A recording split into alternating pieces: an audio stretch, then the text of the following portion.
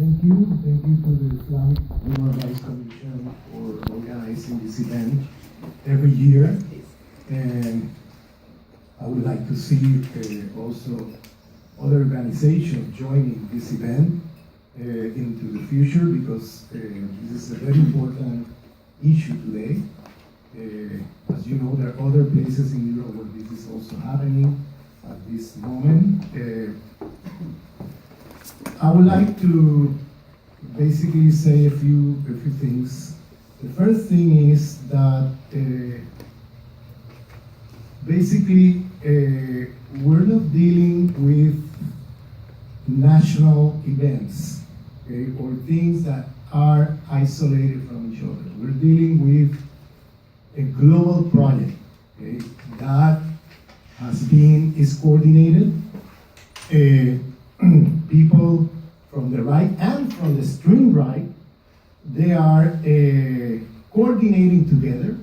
That is, this is not something that suddenly Trump is over there, Marine Le Pen is over there, Windsor is over there, and you know, or over here, other people, whatever. You know, these extreme right figures, they meet, they coordinate, they have a common language, and you could see that how they repeat the same issues everywhere they, you know.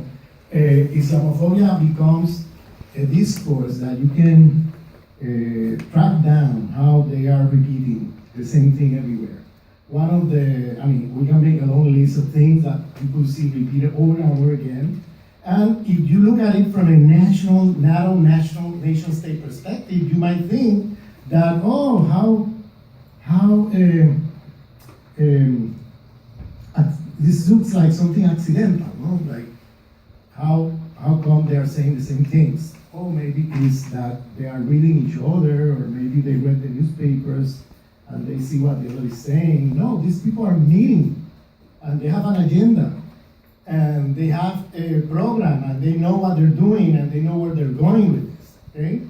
And for example, one of the latest that you can see repeated everywhere is this idea that Islam is a political movement. Islam is not a religion, okay? Or a spirituality. That's one thing you hear them saying everywhere.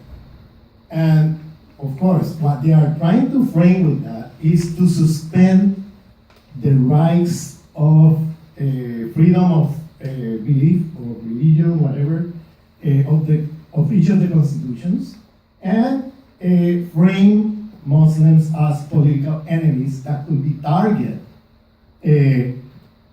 repressively by the state. You know, and this is something that you could see it repeated by these extreme right figures. You could hear it in the Trump movement, and some of the figures that he's bringing to power in the US, they're saying the same thing. And you could hear that in Switzerland, in the extreme right in Switzerland, saying the same thing. I mean, it's just amazing. So 2 years ago, there was a meeting of these extreme right figures in Geneva.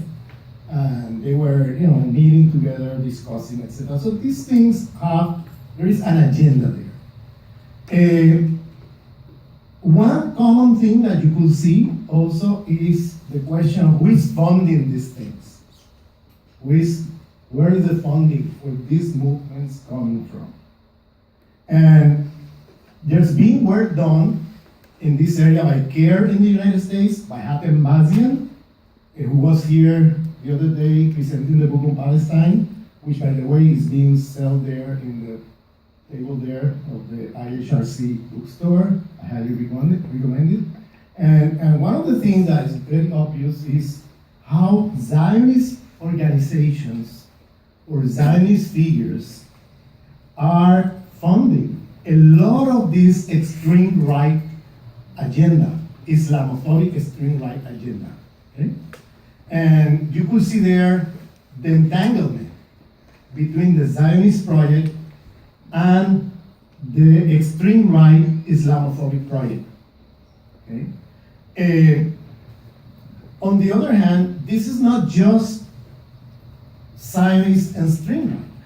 This is more than that. There is more than this. This is a problem that the West is facing. The West, I mean the imperialist West. The imperialist Western European countries, USA, North America, USA, Canada, etc., which is the decline of Western imperialism at a global scale. The rise of China, the rise of other emerging countries, like they say. All these countries are emerging and, in a sense, displacing Western countries at the level of economic, political, cultural, etc. status in the global system. And so you have, in a sense, a decline of the West that has been going on now for several decades in terms of economic decline, political decline. They cannot anymore impose on the world the things they were able to impose maybe 100 years ago or 50, 60 years ago. Now they have difficulties imposing these things. They are in a financial crisis. There is a financial crisis. There are budget crises all over the place. So there is a declining in the status of the Western white populations at a global scale. Okay? So in situations like this, they're very dangerous, this kind of situation, because when you have this combination of Western imperialist powers that have had historically a very racist hegemonic ideology in relation to other people, colonial subjects in their empires and so on, together with the economic decline, political decline, identity crisis. Okay, who are we? Okay, how can we let's get America good again or better again? This kind of slogans. Okay, for whom was America good in the past? Okay, so the message is very clear. America was never good for anybody or any people of color in the history of USA. In any case, it was good for the white population who were enjoying, thanks to white supremacy, privileges and economic resources and so on, that now are in decline, or now are they're facing a crisis of those privileges.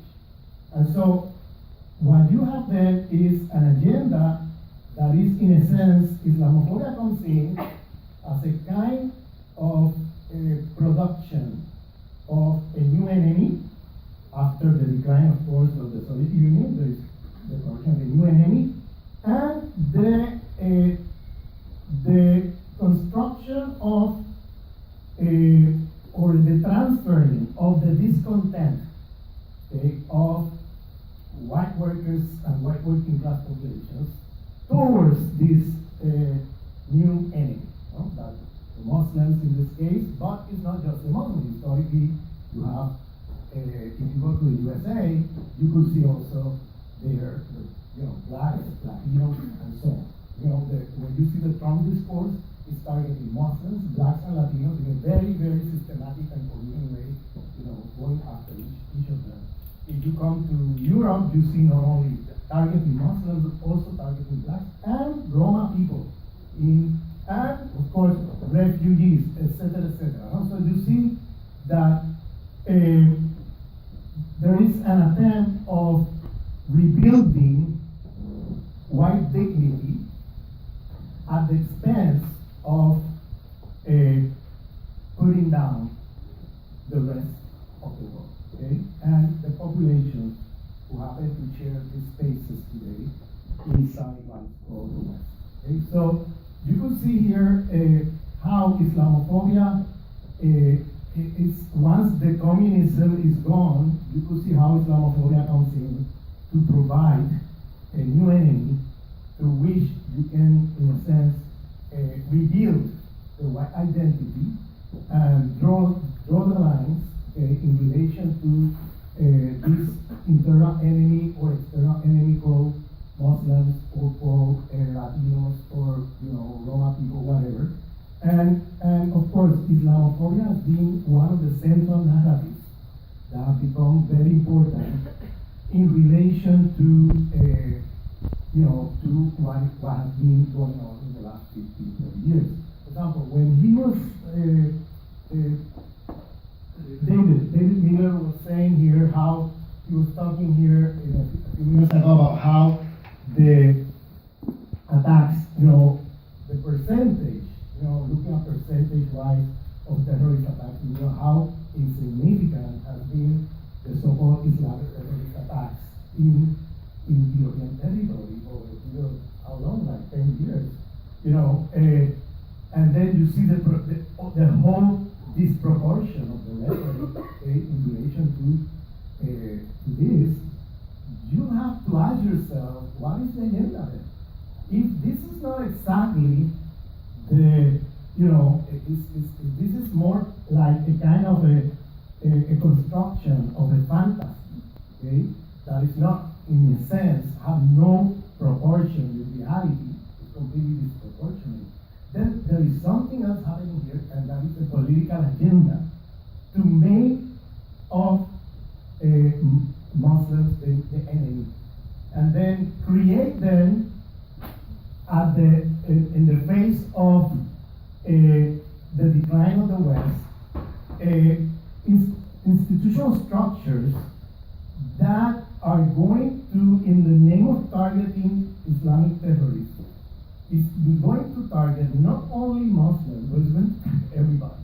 Because what they're doing then is channeling discontent away from facing the dominant groups of the Western imperialist world, and at the same time that they're creating structures there to keep the people down and prepare for plausible rebellions into the future. For example, when you look at the decline of civil rights and how the white population are giving up in a sense, in a passive way, without great resistance on the rights, with all these laws that have been passed over the past 10, 15 years, in the name of Islamic terrorism, what they're really preparing is the conditions for the rise of the fascist extreme right regimes that are going to put people in the places, as the crisis, hit the bottom, And what happened with fascism is because people of color have been leading fascism over 500 years. So the methods used by the West in relation to the population classified as inferior others has been violence and dispossession. These are the methods always used to manage conflicts in the zone of non-being. Now, what happened with fascism is that line that is historically has been in relation to dominant white population vis-a-vis the non-whites, suddenly start being pushing up, and suddenly it starts blurring in such a way that then suddenly you start seeing white populations being pushed down, in terms of being facing dispossession violence, like people of color have been facing for a long time. And in moments of crisis, you could see this kind of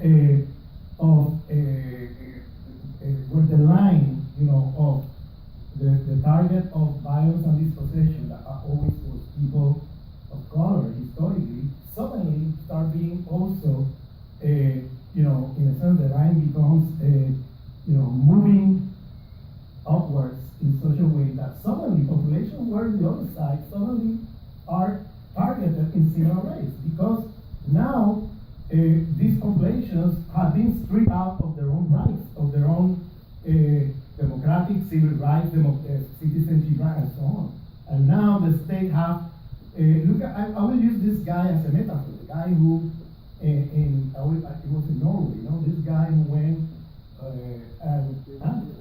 name? This guy went and killed like 75 youth of the Social Democrat Party there.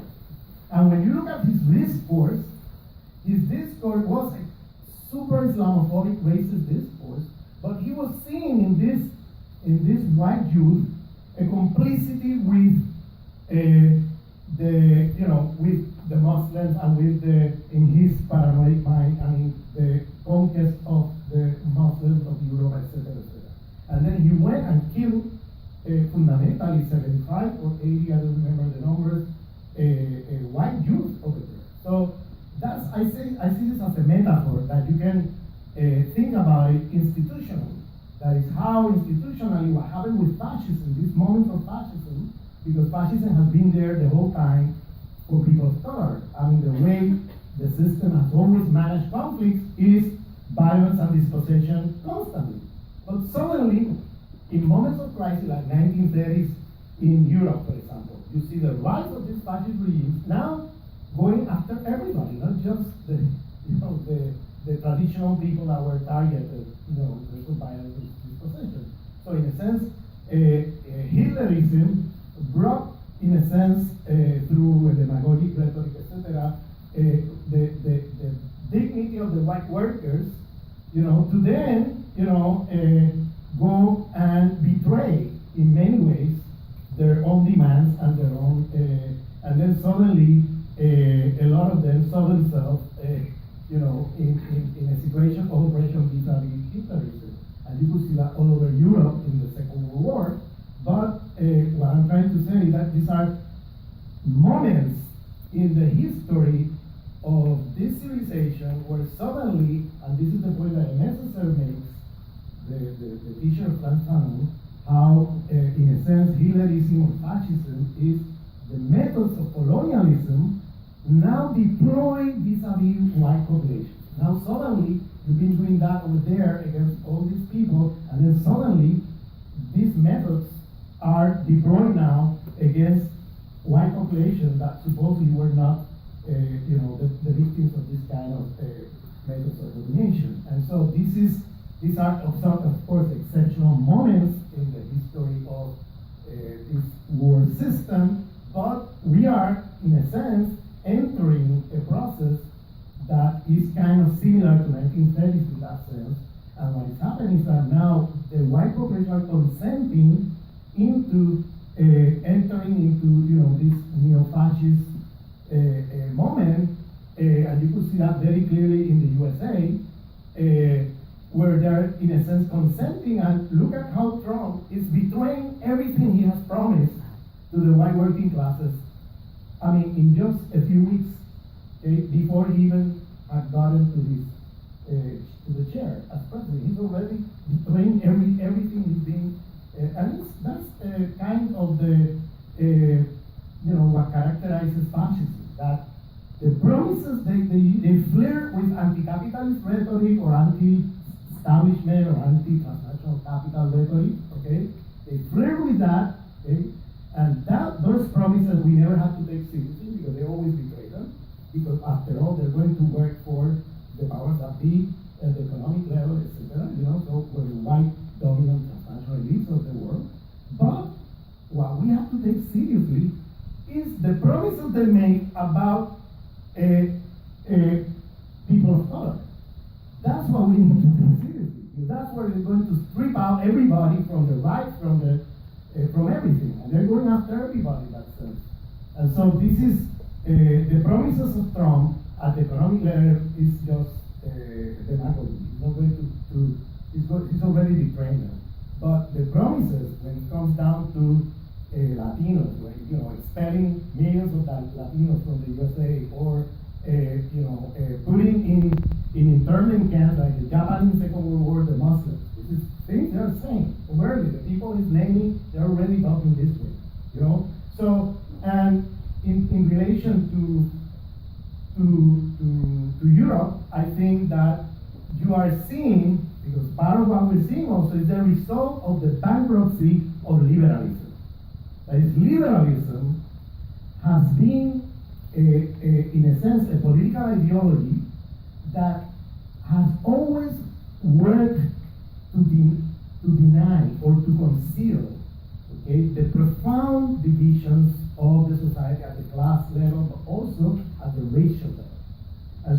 liberalism has been, in a sense, complicit with the rise of fascism the moment they participate of the whole race establishment, and they go ahead and put in place reforms in the society that end up being like Prevent Here, or like the emergency state in France, or the Patriot Acts in the USA, etc. When you open your eyes, you're already in a fascistic institutional framework, and all it takes is for fascist extreme right groups to come to power to just implement what is already approved. So, don't come and tell me that Obama administration or before the Bush administration were exterior to what we're seeing today with Trump. Or don't come and tell me that the rise of Marine Le Pen had nothing to do with Hollande, or because all these people have been implementing, in a sense, institutional reforms that are giving up to extreme right agendas. And now, what is happening is that, like Mr. Le Pen said at some point, the father of Marine Le Pen, don't vote for the photocopy, vote for the original. Because after you have already put forward all the right-wing agenda, institutional racist agenda, everything there, and you strip out all rights of everybody, and then you put a police state everywhere, okay? Then, of course, the next thing is, why voting for these people? I mean, let's vote for the original, not the photocopy. And this is where now, if you have a bankruptcy of liberalism, because liberalism, you cannot fight the rise of this fascist agenda with more liberalism. Because liberalism is at the roots of what we're seeing today. And this is also part of what we're facing, is the bankruptcy of the liberal democracies in the West that have been, in a sense, betraying their own rhetorical principles. In practice, they've been implementing extreme right agendas that destroy any space for whatever democratic formal thing existed before. And now, what is happening is that now the extreme right is coming in and taking over what these other people have put forward. So they're just coming in, and they don't need to invent laws. They just have to, they come to power and they just implement the law that exists already. Okay, so this is in the case of USA, there is this law approved by Obama. It was a Tea Party law, December 31st, 2011, that allowed the President of the United States to put in internment camps millions of people, of citizens. It's the Guantanamoization of the USA. Millions of people can be put in internment camps without being accused of anything in front of a tribunal. Okay, and this is legal. All it takes is someone like Trump comes in and implementing the law. There's nothing illegal now because the institutions are already fascist. And so this is where we're living now. And the question is, how are we going to build coalitions, united fronts, to stop this? Okay, that's something I would like to discuss in the conversation after the